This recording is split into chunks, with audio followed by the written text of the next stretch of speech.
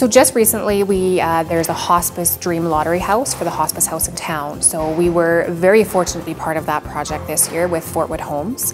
So we did all the cabinetry in the house, and we also donated $10,000 to upgrades for the kitchen interiors, inserts, and stuff like that. So we put in the kitchen, and then we donated $10,000 to the hospice house. So we were very proud to be part of that this year. So they brought me through the house and showed me what they did, and for last people's days in the house, very fantastic facility, has had some upgrades.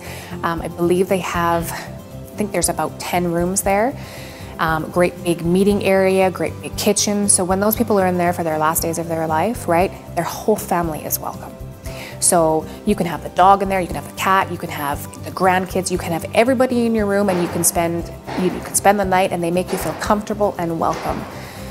So I could almost tear up talking about it, right? It was really, really precious to see, and I didn't realize that that's what they did. So anybody that's looking to donate to an organization, the hospice house is, would be very near and dear to lots of people.